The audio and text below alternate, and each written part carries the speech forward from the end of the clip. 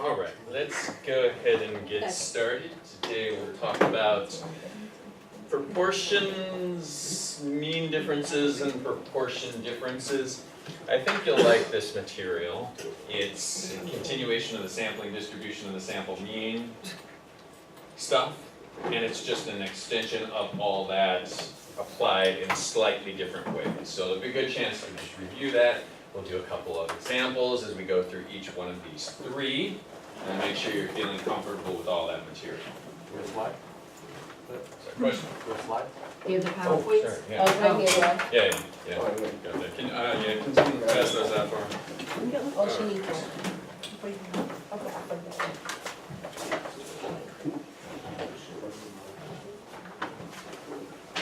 Thank you so much. Whoops, got it. Look, that's a quick. Oh, put a couple there, because I don't know how many people really show up on this side. Maybe we'll just leave the extras up here. Okay, People can grab them as they come in. thank you. All right, thank you. All right, so I want to start with a quick review of the stuff from last week, the sampling distribution and the sample mean. I want to go through these questions. I'll go through them the first time, and then I'll involve you in that discussion and make sure we're just feeling really good about all that. So, questions for review. What is the sampling distribution and the sample mean? What is the shape of this distribution? What is the mean of this distribution? Is the standard deviation of this distribution smaller than that of the parent population? And if we calculate this sample, if we take a sample using proper sample sizes, what are our chances of being within 2 standard deviations of the true population mean? Okay, so we'll start at the top. What is the sampling distribution of the sample mean? That is a frequency distribution of a very large number of sample means. So we take a sample, we calculate the average speed of every offensive lineman in the NFL, and we take 30 random samples, we calculate the speed in the time in the 40 of 3.6, or no, what's a good speed of 40? Is that fast? 5.2? 3.6 and Yes. That's really, really fast. That's Right, super sorry. Okay. Alright, so we do that one time, we put it on a frequency distribution, we do it another time, we get 4.9, we do it another time, we get 5.7, we do that a whole bunch of times, and we get a frequency distribution. And we call that the sampling distribution of the sample means. Next question, what is the shape of this distribution, and why?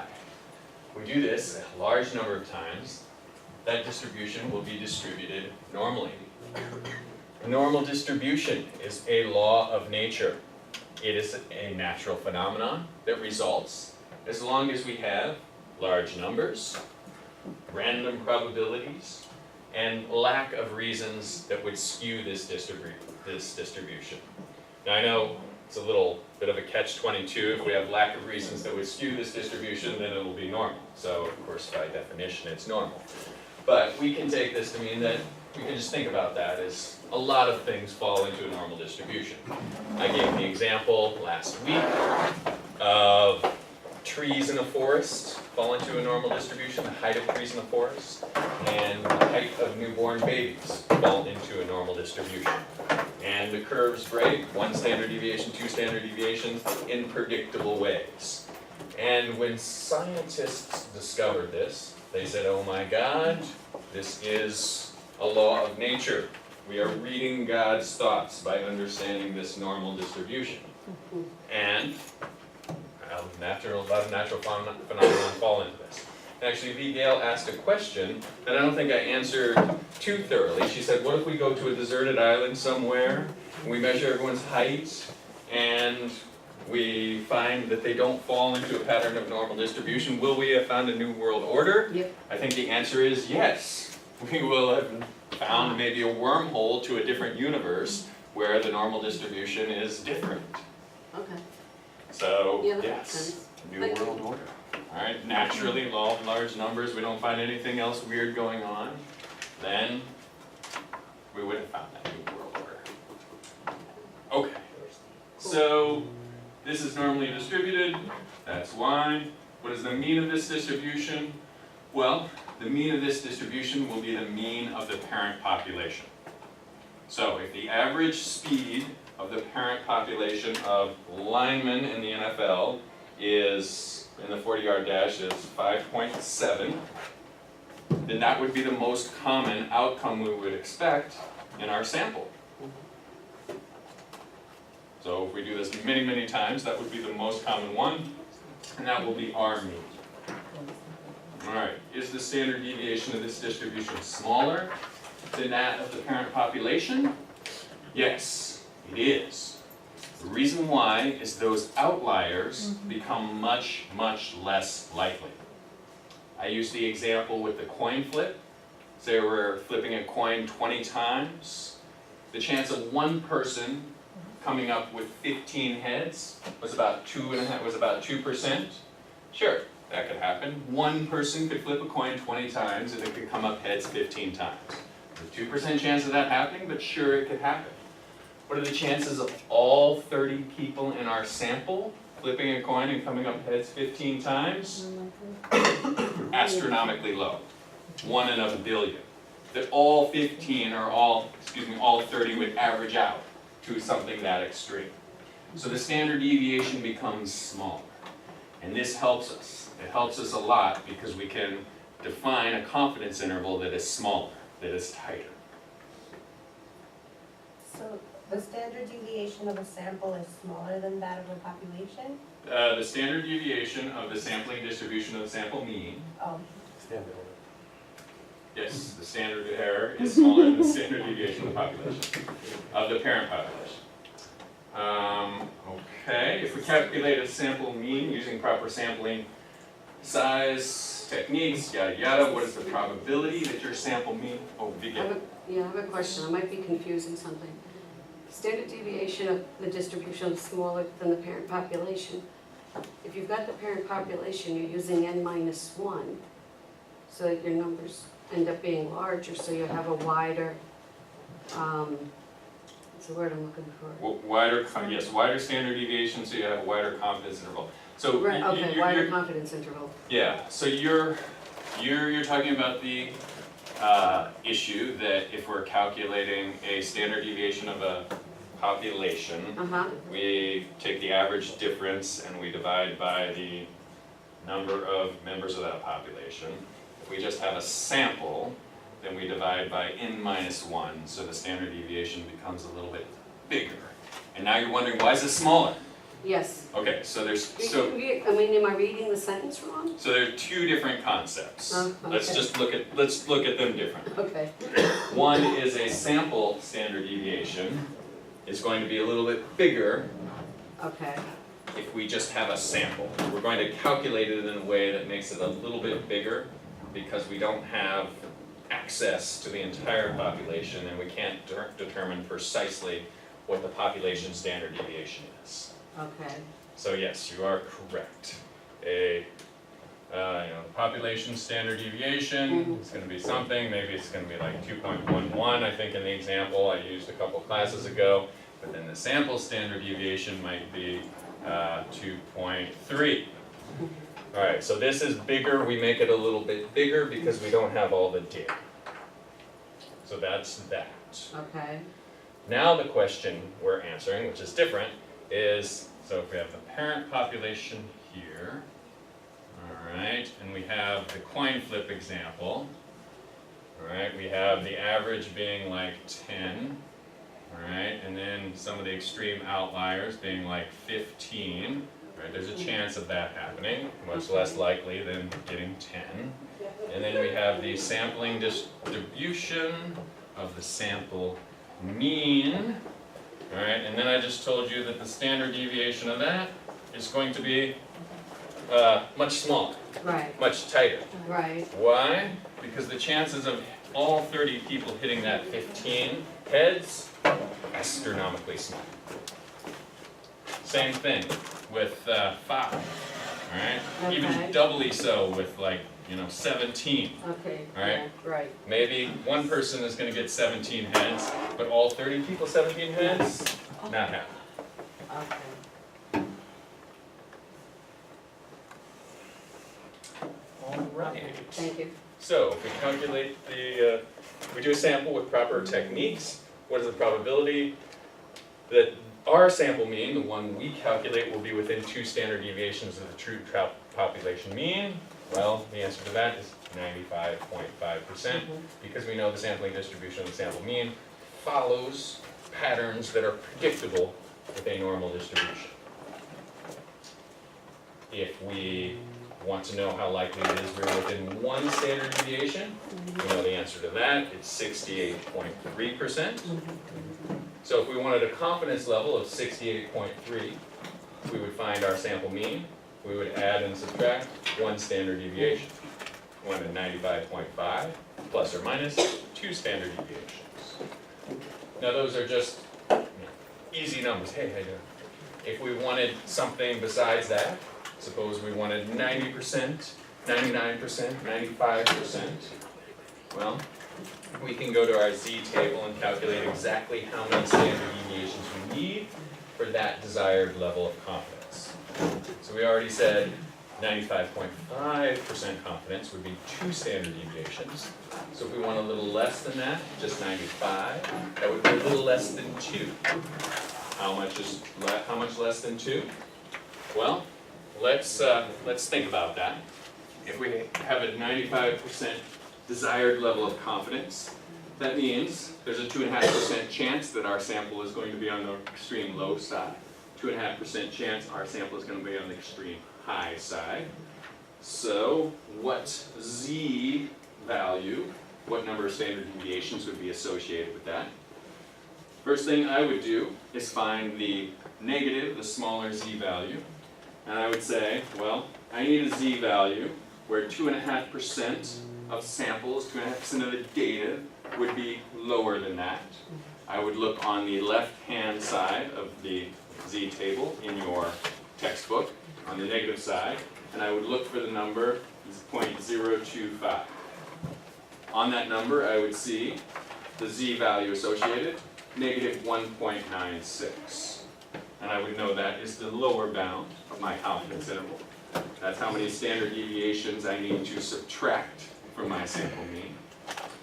I would then want to calculate the upper confidence level interval.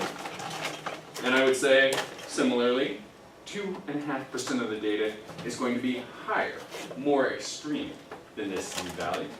So if 2.5% is going to be higher, that means 97.5% is going to be lower. So I would look on the right-hand side, the right page of that table, for the number 0.975.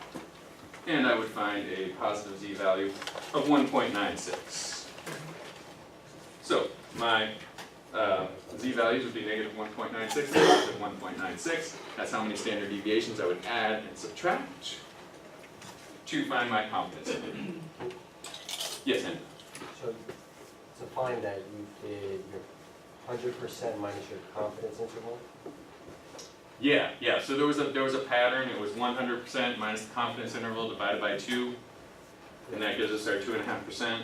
Yeah. And then find the corresponding. Absolutely. Okay. So that's the same thing? Exact same thing. Exact same thing. We also looked at the possibility of not having some of the information, such as not knowing the population standard deviation in our sample.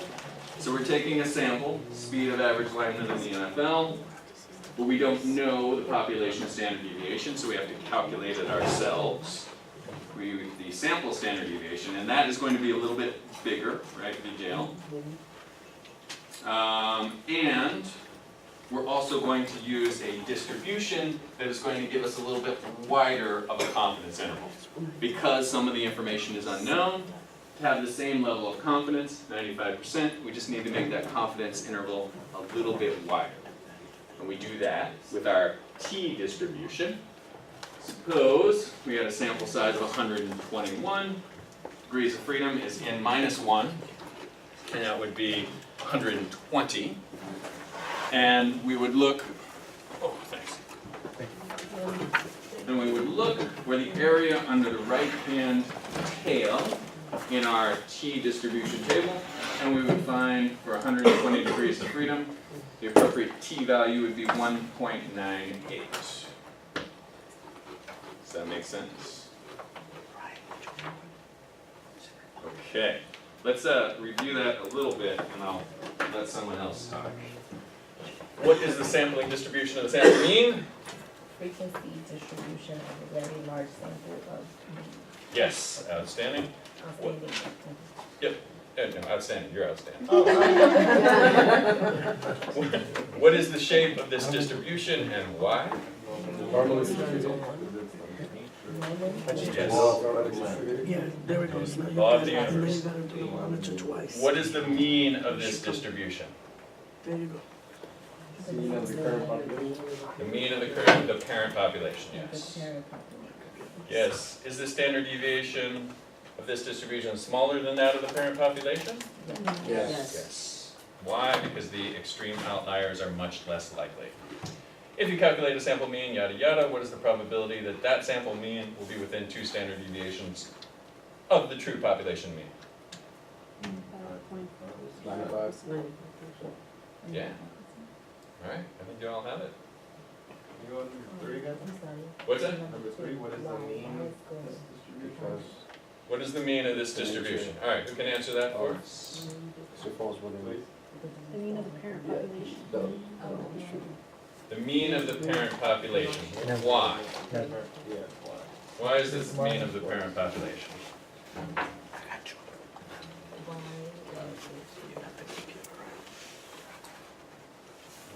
What was the question? All right, the mean of this distribution, sampling distribution, sample mean, it is the same as the mean of the parent population. And question is why? Isn't the mean usually the largest number, and you can't go beyond? The mean is the middle number, the most likely number, Thank you very much. average, yeah? Didn't you say it's because it's less likely for the standard deviation to become small? That's this Oh, one. okay, you're number 3. We're on number 3. Why is so we're gonna take a sample, and the most likely outcome we're gonna get is the mean of the parent population. Why is that? Because it's following the normal bell curve, so the parent population has the mean of 3.87 is what you said before, so if you're doing a sample and it's a normal bell curve, it should be the same. Yeah, but we don't even need to say bell curve. We don't even need to Best include estimate, bell curve in this particular answer. Victor? because it's the best estimate of the parent population, which is why we Yeah, it's just, have a random sample. well, that's what it is, right? That's the average speed of NFL linemen. So if we're using good sampling techniques, then our average is going to be the true average, the highest percent of the time. Sometimes it's gonna be a little bit higher than the true average, sometimes it's gonna be a little bit lower than the true average. But, it's going to imitate real life. That's what it's going to be. Does that make sense, Carlos? Yeah. So, I mean, maybe if we were to use another example, like income in a town. So the average income in a town in New Jersey is, say, $91,000. We don't know that because we're doing sampling, but God knows that. And that is the true mean, it's $91,000. So we ask 30 random people and average it out. What is the most likely outcome for our sample of 30? It's the actual mean. Why would it be anything different? Right. Alright, sometimes it's gonna be a little less, sometimes it's gonna be a little low, but law of averages, it's gonna come out to that true population mean. Alright, I think we're good on this, right? Let's move on. Alright, so topic for tonight, estimating a population proportion. Proportion is percentage, so between 0% and 100%. For means, it can be different. Suppose we're doing income, the average income, that could be 0 to any number, infinity. But proportions is a percentage, between 0 and 100, so we handle that in a slightly different way. Estimating the difference between two population means. So we have town 1, where the average income is 91,000. Town 2, where the average income is 106,000. The difference between that is 15,000. All right, but that's just a sample, because we took a sample of town 1, a sample of town 2. All right, how can we build a confidence interval to say what the difference is? We think it's 15, could be as low as 13, could be as high as 17.5. And then estimating difference between two population proportions. So the proportion of Mercy College students who work full-time in our sample is 92%. The proportion of Fordham College MBA students who work full-time is 71%. All right, the difference is 21%, but that's just an estimate. We need a confidence interval. We think that the true difference is between 16% and 22%. So those are the 3 things we'll learn how to do tonight. And we'll start with the first one, estimating a population proportion. We're going to talk about proportions, what they are, which is going to be fairly easy. Sampling distribution of the sample proportion. Does it look familiar? We just put sample proportion instead of sample mean. Right. All the same type of stuff, and it's going to have these predictable properties because of what it is, and we're going to use those predictable properties to build a confidence interval. So proportions, let's do it. Examples: 92% of Mercy College students, MBA college students work full-time. 43% of voters support the new tax. 44% of people support Donald Trump. All right, these are proportions, percentages between 0 and 1. Now, when you are taking a poll for proportions, you will ask a question perhaps. Well, you will ask a question. It could have 2 outcomes. It would be yes or no. We will not have extreme outliers when we do proportions because all you can say is yes or no. Doesn't matter how much you hate Donald Trump. All you can say is no, I'm not voting for him. You could like do a blood-curdling scream into the phone, no, I'm not voting for him. But the pollster would just say, all right, that person's not voting, then I'll put you down as a no vote. So your outcome, if you're taking a proportion, will be 44% or something like that. And standard deviation for proportions does not apply. It's not like means, where we could have a bunch of really poor people who would pull the mean down, or a bunch of really rich outliers who would pull the mean up. All right, so that's proportions. Now the standard deviation does apply when we get on to the next step, and we take a bunch of sample proportions and put them on a frequency distribution and call it sampling distribution of the sample proportions. So let's do that now. All right, let me do this. Let me make some room. There's this.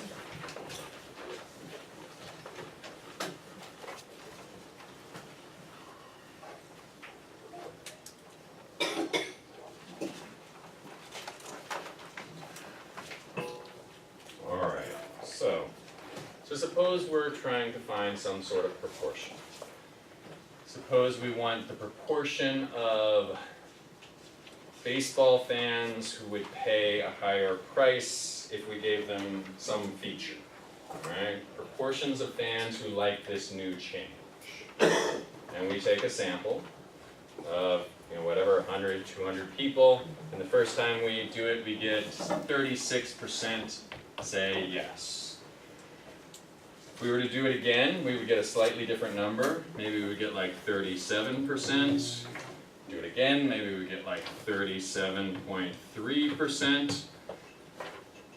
And suppose we were to keep doing this over and over again, and we were to put all these sample proportions, this P with a little bar over it is a sample proportion.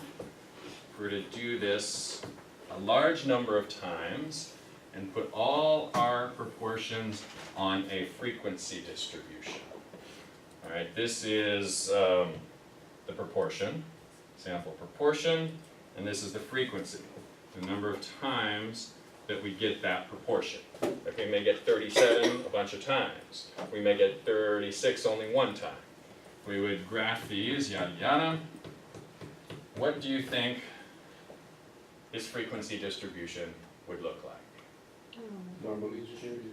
Yes, yes. Of course. Now, why would it be normally distributed? The mean occurs the same each time in each sample set? Well, law of large numbers.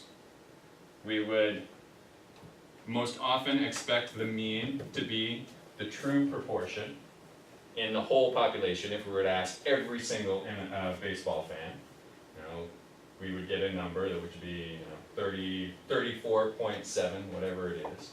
We would expect to get that most of the time. Sometimes we get a little bit higher, sometimes we get a little lower. As long as it's completely random, it would break the way we would expect a normal distribution to break. So we can assume all the great things that we can assume about sampling distribution we talked about last time with this, and we'll call this sampling distribution of the sample proportion.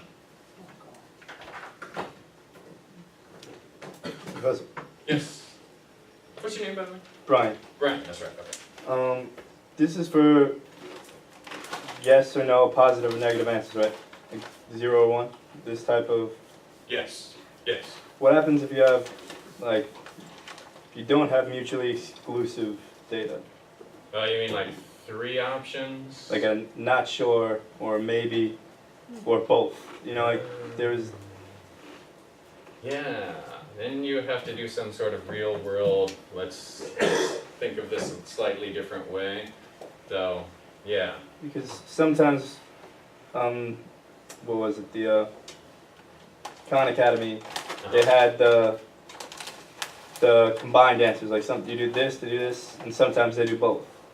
Yeah, we could do 3 outcomes, and we'll do this when we get to chi-squared. Did you learn chi-squared in Khan Academy? We didn't have to go that far. Okay, so chi-squared would give us 3 outcomes, and we would be able to assess it that way. That's one real world thing we could do. The other real world thing we could do is we could think about trying to force people in one decision or the other. Yeah, so I guess we're just getting a good grip on the theory now, but good question, Brian. All right. So we've got this sampling distribution, or the sample proportion is the probability distribution of all possible values of the same proportion. This little p with a bar over it, sample proportion. When a sample size of n is taken from a particular population. All right, I think this says predictable distribution properties. Some stuff that is important to us. I don't know if you remember, I talked about the central limit theorem and said that's just a different term from what we've talked about with the sampling distribution, the sample mean. It's just what statisticians call this phenomenon. That as long as our sample size is large enough, the sampling distribution of the sample proportion will be approximately normal. It will fall into a normal pattern. I guess, yes, it will fall into a normal pattern.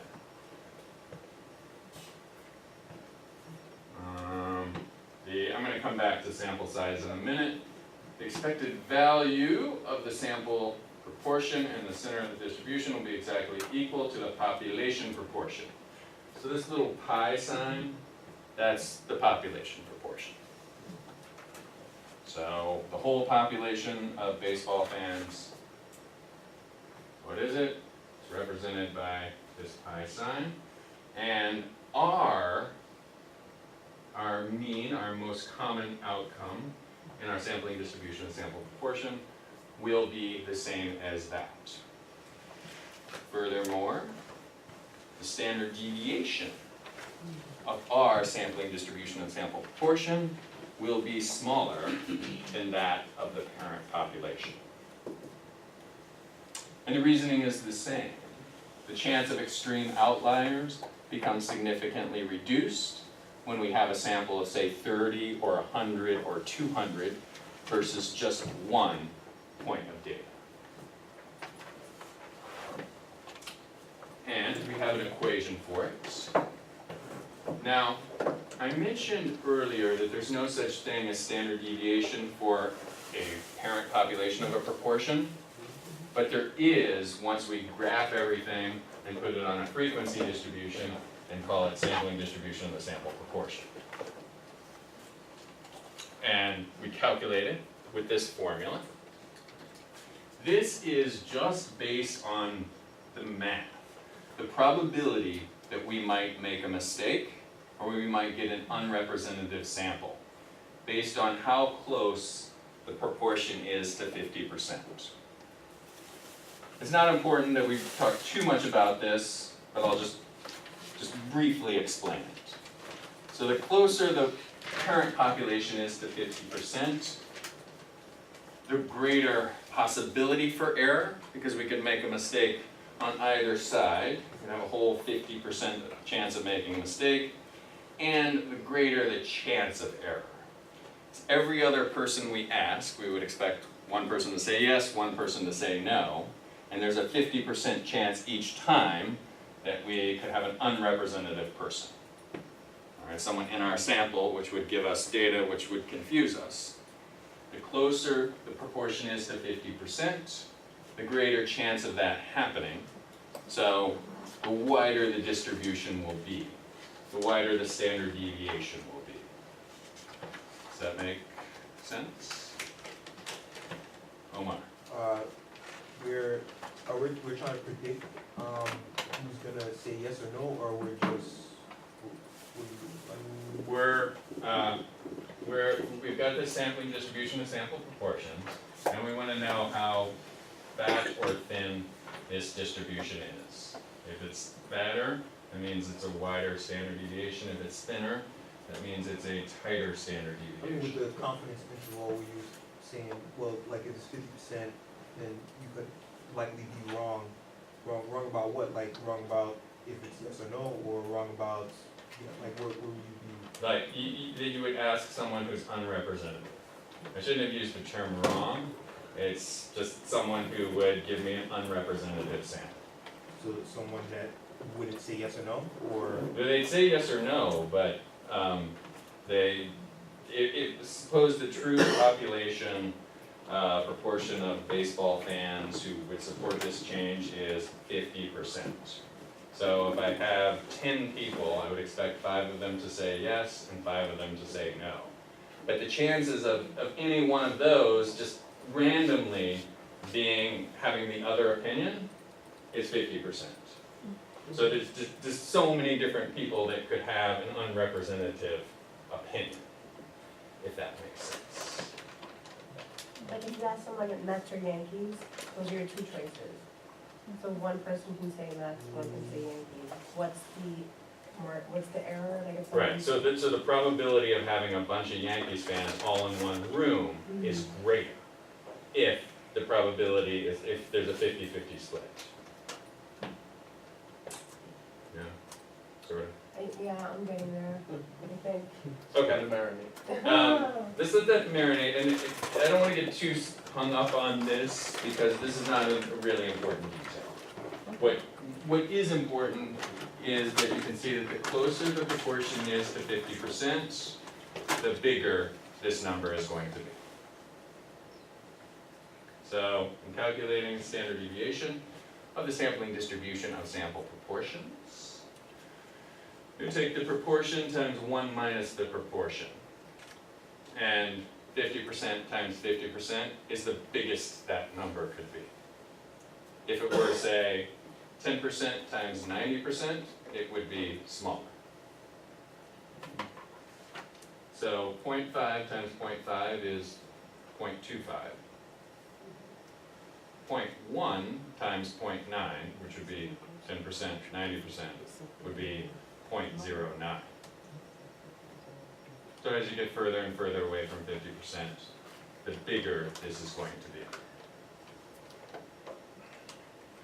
The other thing to consider in this formula is that n is in the denominator, so the higher n is, the smaller this number is going to be. And we would expect that because if we have a bigger sample size, we would expect our standard deviation to be smaller and smaller. All the way, theoretically, all the way up until the point where we had every single member of the population in our sample, and then the standard deviation would be like close to 0. Our sampling distribution of the sample mean would be like one vertical line up and down, and it would just be the actual population mean. So higher n would make this number smaller. Proportion closer to 50% would make this number a little bit bigger. Those are the two key things I want you to take away. And if we want to talk about exactly why that is, let's continue that discussion a little bit later, but don't lose any sleep. The other thing I need to mention is the sample size required. For sample means, it was a minimum sample of 30. For proportions, we need to base this on what our proportion is. And we will use this formula. N times the proportion must be greater than or equal to 5. And n times 1 minus the proportion must be greater than or equal to 5. Let's suppose the proportion is 50%. So n times 50% must be greater than or equal to 5. That would mean we need a sample size of 10 or more. So 10 times 50% greater than or equal to 5. Okay, so proportion is 50%, we need sample size of 10 or more. So, Yes, Andy? are we gonna work backwards then? Because if we have the, Yeah, how do we know the proportion until we have the sample? Yes. Yeah. We work backwards and we see if anything funny is going on, especially if we're doing some real world tests. Yes, good point. Suppose we find the proportion to be 1%. So n times 1% must be greater than or equal to 5. What that means is we need an n, a sample size of 500. So 500 times 1% is equal to 5. So the closer this proportion is to 0 or 100, the bigger sample size we need. The reason for that is, if we had a proportion of 1%, like that was our proportion that we find by working backwards, as Andrew pointed out, we would expect that we need to ask at least 100 people before one of them would say yes. Because our proportion is 1%. We need to test 100 objects before we would find one that would represent that 1%. If we had a proportion of 50%, then we would only need to ask 2 people before we would expect one to say yes and one to say no. So a more extreme proportion, say 1% or 99%, we need a larger sample size for that reason. Make sense, Vivian? I understand what you're saying, but I'm trying to put the pieces together. Can you give like a real life example, like here's starting point A, and we've got X and Y, and then explain it? Yeah, Please. so, well, I think can I just stick with the same example? I'll just repeat it over again. Can you like actually fill in the numbers into that and like go Oh, yeah. all the way Oh, down? yeah, absolutely. Yeah, let's see. Okay. Okay, yeah, let's see if that works. So, suppose our sample proportion is 2%. 0.02 is the same as 2%. So, n times 0.02 must be greater than or equal to 5. So, I take 5 divided by 0.02, divide both sides by 0.02, divided by 0.02, I get n by itself. Alright, n equals 5, or no, n must be greater than equal to 5 divided by 0.02. What's that going to be? 250. N must be greater than equal to 50. Is that right? 250. 250. 250. Okay. So we have a small percentage, I would say an extreme percentage, and it would be requirement of 250 people in the sample. And it must meet both these conditions, like n times the proportion and n times 1 minus the proportion. And don't get confused by that. That's just saying that we could look at this either way. We could look at this as 98% or 2%, and it would give us the same thing.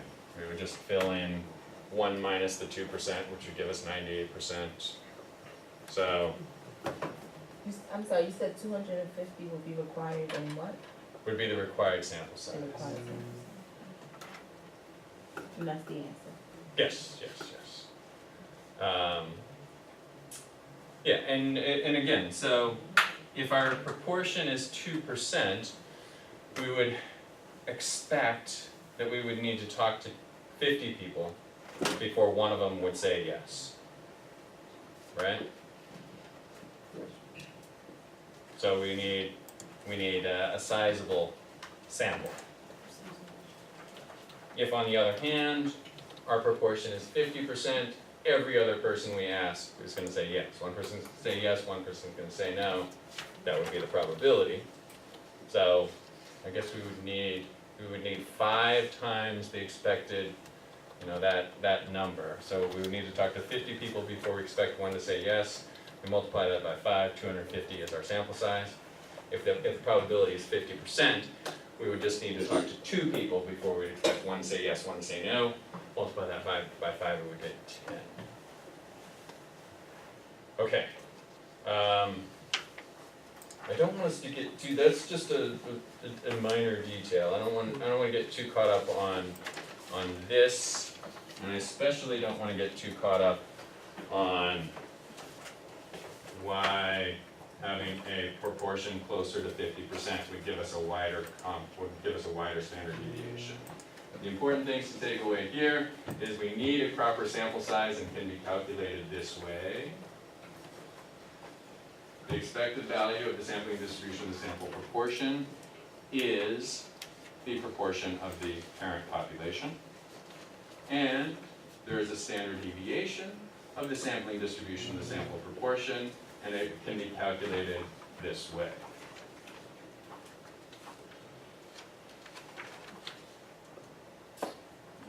Alright, so the sampling distribution of the sample proportion gives us our nice, beautiful, standard normal bell curve.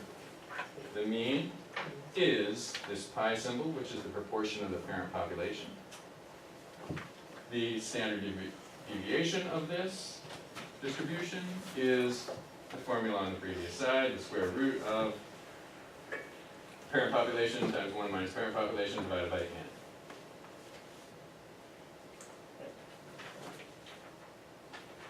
Question? All right, now, we can go through the same thought process of a confidence interval. If we take a random sample with good sample sizes, what's the probability that our sample, the 500 people that we talk to, that outcome is within 2 standard deviations of the true population proportion? 95.5%. So if we want a 95.5% confidence interval, we need plus or minus 2 standard deviations. So we've taken a sample, and we know that our sample is going to fall somewhere on this sampling distribution of the sample proportions. Question is, how close is it going to be to the mean? What's the probability of it? We know that 68.3% is within 1, 95.2 is within 2. Does that make sense? No? Sort of. It's the same thing we talked about with the means. All right, so we're not confined to just 68.3 or 95.5. We can choose any desired level of confidence. Wait, so you say in solving this problem, you can choose whichever? So our goal is to find the proportion of baseball fans who will support this change. There is, in reality, a true proportion of all baseball fans who will support this change. If we were to ask every single one of them, we might be able to figure it out. And it would be this pie symbol. We're not gonna ask every single one of them. We're gonna ask a sample of 100 or 200. Right? And we're gonna fall somewhere on this distribution. So the most likely thing we'll get is right on. Right? We may be a little bit less, we may be a little bit higher. And we know that 68.3% of the time we'll be within one standard deviation. And we'll know 95.5% of the time we'll be within 2 standard deviations. What is the standard deviation? It is this. And I feel bad, my flustered attempt to try to explain that I don't think went over very well. So we'll just leave this for now and come back to it if necessary.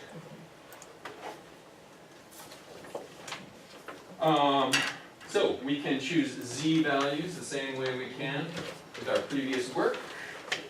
Now, the difference between these two, here we have the population proportion, and here we have our sample proportion. Since we don't know the population proportion, we just put in our sample proportion.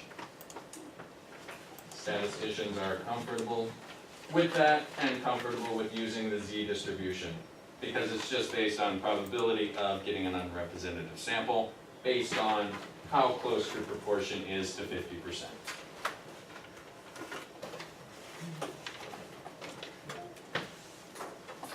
All right, let's try a couple examples. All right, let's look at page 282, exercise 8.3.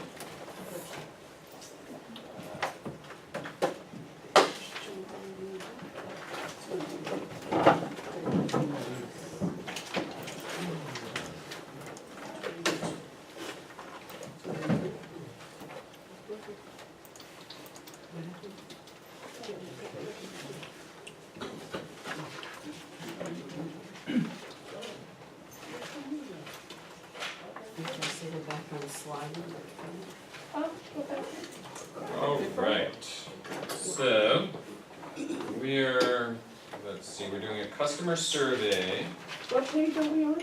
282. This one says 296. Yeah, no, you went back to slide 12. Oh, this is slide 12, it says 296. No, slide 6. Oh, it No. says 292. Turn it back. Did I give you the wrong week or something? Yeah, 296. Yeah, it's in Fine. page 6. I found it, page 6. You got it? Page 6, not slide 6, okay. Got it. All right, so let's see, we've got customers, we're asking them, will they support this proposed change? We asked 500 of them. 120 of them say, yes, I will support this proposed change. What is our, so 120 out of 500, we now have a point estimate for our proportion. And what is it? 24%, yes. So 24% of the people we talked to said yes, they would support the change. Now that's just the sample. We can't be exactly sure that it's 24%. So we need a confidence interval. It's gonna be a little bit less than 24%, a little bit more than 24%. We, in this example, are comfortable with a 90% confidence interval. What that means is there's a 5% chance we could be too high. That 24% could just randomly be really, really high. There's a 5% chance that could be too low. So we need to do two things. One, we need to calculate the standard deviation of the sampling distribution and sample proportion, also known as standard error. And we need to look in the Z table to find out what sort of Z-score we need for a 90% confidence interval. So let's do the standard error first.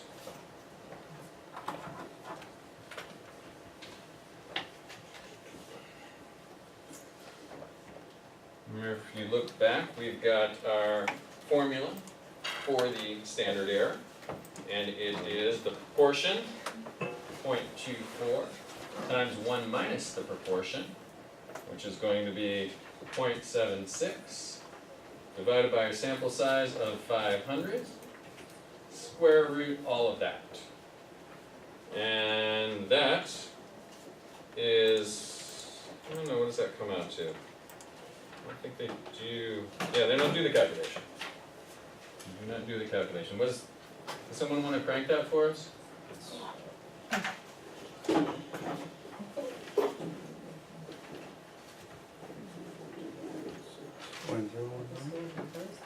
Oh, no, it's changing. If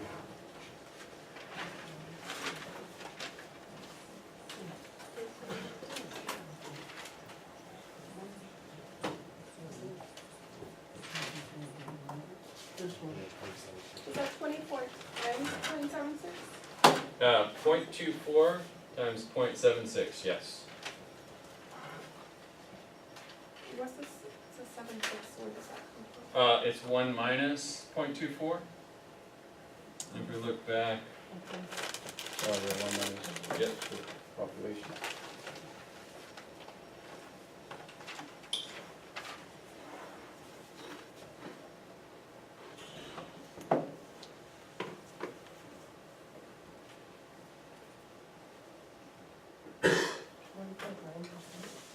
$1.9. 1.9%, okay?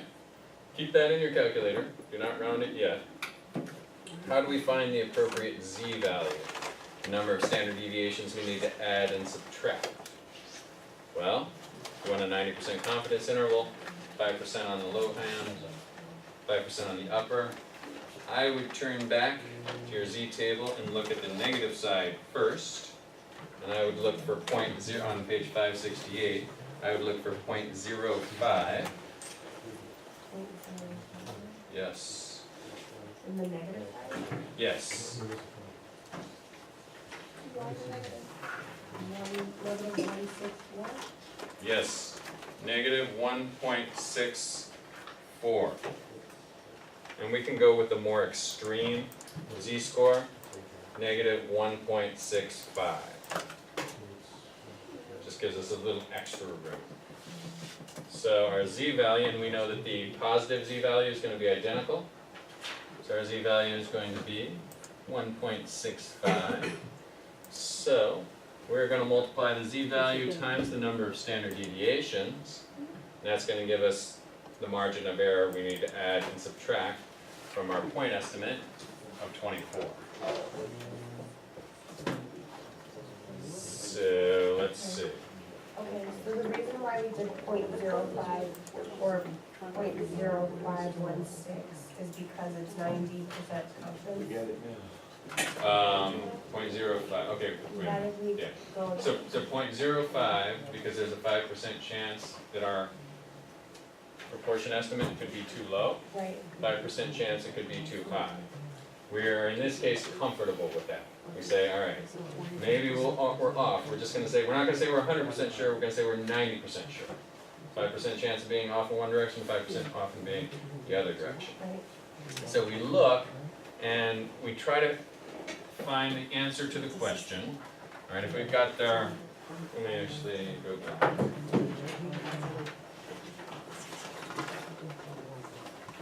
Let's go back to our beautiful bell curve distribution. So Barbara, 90% of our sample means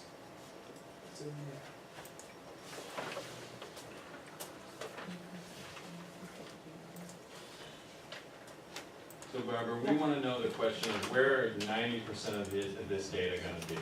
How far, I went forward, I should have gone back.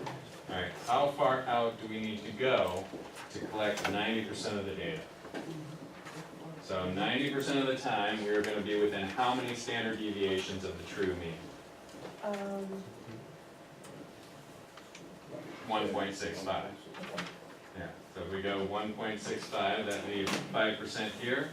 If we go negative 1.65, that leaves 5% here. Also looking for 5% on the chart. Yeah, look for 5% on the negative side, Okay. and you'll get negative 1.65. It'll be between negative 1.65 and 1.64. And I like the more extreme. You could do either, but I think the more extreme one further from 0 is better. And you got that another Z-score in the table? 1.65? Yes, yes. So, Victor, tell me the Z-score that is going to be above 5% of the data.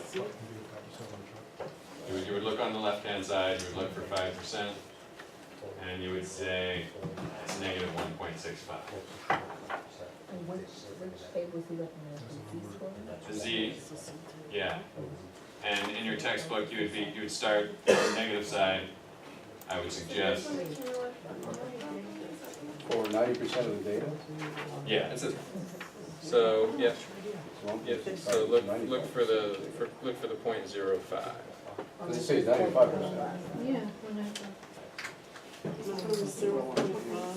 So you're looking for 0.05, which is right here, right? It's between these two. Yeah, I know, it's so.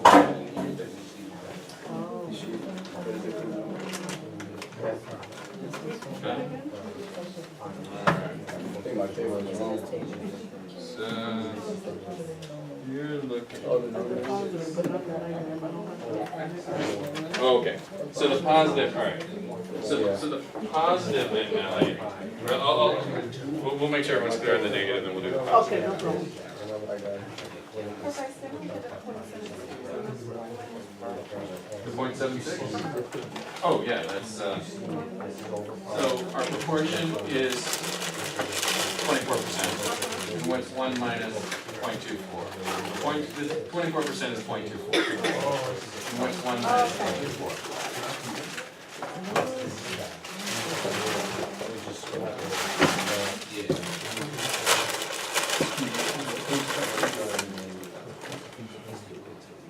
All right, how are we feeling on finding at least the negative 1.65? Yeah, so, all right, we would go 1.65 standard deviations, I'm trying to cover this up, to the left of the mean, and then 5% of the time, we would get a sample mean lower than that. All right, so 5% of the time we could be in this range, and we would quote unquote make a mistake, not really a mistake, but just happens 5% of the time. Our confidence interval would not contain the true population proportion. Alternatively, we could get a really high proportion. This 24% might be disproportionately high compared to the parent population. So, if we go positive 1.65 standard deviations, then 5% of the time, we're going to get an unrepresentative sample. But, I guess it would be, so that would leave 45% here, plus 50% here. 95% of the time, we would get something lower than that. And that's how we find the positive Z-score. We would say if 5% is above, how much is below, Miguel? Yeah, 95. 95%. So on the right-hand side of the Z-table, you look for 0.950. And you're gonna see 1.65, or it's gonna be like sort of a right in between kind of thing. 1.64, 1.65, and I would go, okay, and then, yes, you got it known? Yep. Okay. So, we've got our standard error of this beautiful bell curve, alright, and we know that if we go plus 1.65 of these, we're gonna get 45% on the positive side,